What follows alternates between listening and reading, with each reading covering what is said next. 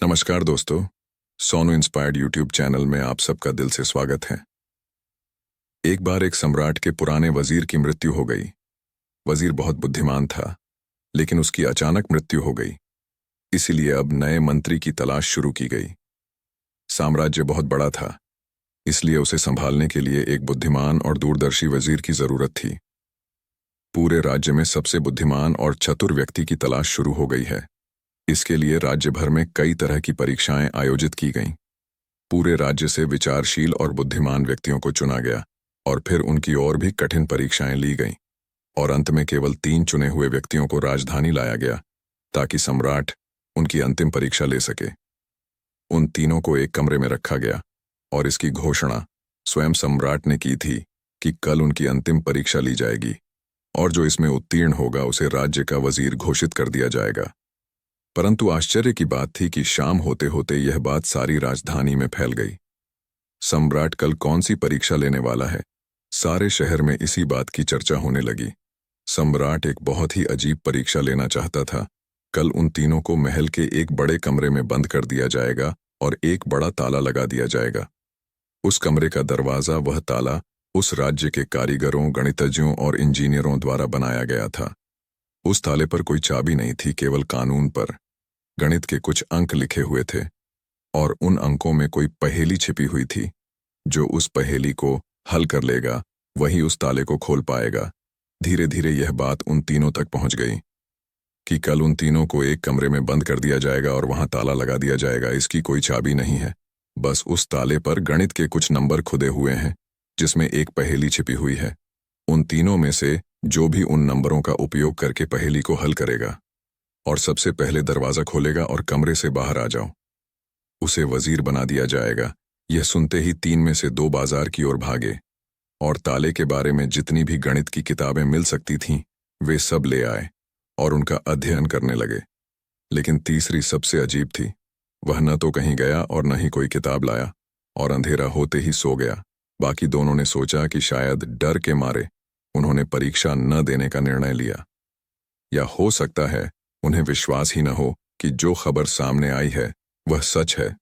लेकिन फिर भी उन्होंने कोई मौका छोड़ना ठीक नहीं समझा, क्योंकि यह जीवन में एक बार मिलने वाला मौका था। वे पूरी रात जागकर किताबें पढ़ते रहे, ताला विज्ञान से संबंधित जो भी साहित्य था। जब सुबह हुई तो तीसरा व्यक्ति उठा और उन तीनों को सम्राट के सामने पेश किया गया। वहां उन्हें पता चला कि यह अफवाह सच थी। उन तीनों को एक बड़े कमरे के अंदर बंद कर दिया गया था जिसके बाहर ताला लगा हुआ था। कुछ गणितीय अंकों के साथ अंकित आप तीनों में से जो भी इन अंकों में छुपी पहेली को सुलझा लेगा वह दरवाजा खोल सकेगा, और जो दरवाजा खोलकर पहले मेरे पास आएगा मैं उसे अपना वजीर बना लूंगा। मैं बाहर आप तीनों का इंतजार करूंगा। इतना कहकर बादशाह चला गया। वे दोनों व्यक्ति जिन्होंने पूरी रात पढ़ाई की थी कुछ किताबें लाए थे। दरवाजा बंद होते ही उसने अपने कपड़ों में छुपी हुई उन किताबों को बाहर निकाला और ताले पर लिखे नंबरों को एक कागज के टुकड़े पर लिखकर उनका हल ढूंढने लगा। लेकिन तीसरे व्यक्ति ने कुछ नहीं किया। उसने अपनी आंखें बंद कर लीं और कमरे के कोने में चुपचाप बैठ गया। उसे बैठा देखकर वे दोनों हंस पड़े और ताना मारते हुए बोले, क्या तुमने हार मान ली? कुछ करो तो कुछ होगा। उन्हें लगा कि उसने हार मान ली है। वह डरा हुआ है और कुछ भी प्रयास नहीं करना चाहता, लेकिन उसके मन में शांति थी, स्थिरता उसकी आंखों में झलक रही थी। वह परेशान नहीं लग रहा था, वह बैठा हुआ था। तभी अचानक उसे कुछ सूझा।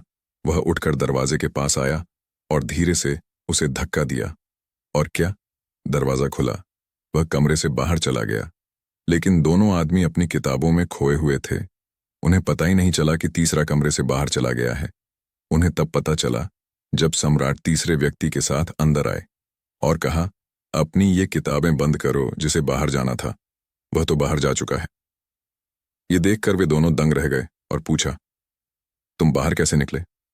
बादशाह ने कहा कि ताला तो बंद नहीं था, क्योंकि बंद ताले तो खोले जा सकते हैं, लेकिन कैसे? क्या तुम वह ताला खोलोगे जो बंद नहीं किया गया है? यह आदमी आप में से सबसे बुद्धिमान है, क्योंकि इसने बुद्धिमान होने का पहला परिचय दिया है। ताले पर लिखे नंबरों को हल करने से पहले यह पता लगाने की कोशिश करता है कि ताला बंद है या नहीं।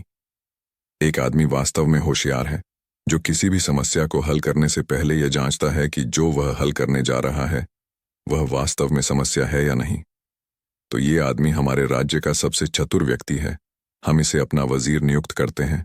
तो दोस्तों, इस कहानी से यही सीखने वाली बात है कि जब भी हमें लगे कि हमारे सामने कोई बड़ी समस्या है तो घबराकर उस समस्या का समाधान ढूंढने की बजाय हमें शांति से सोचना चाहिए कि जो मैं समझ रहा हूं वह वास्तव में समस्या है या नहीं, या वास्तविक समस्या कुछ और है जो मैं अभी नहीं देख पा रहा हूं।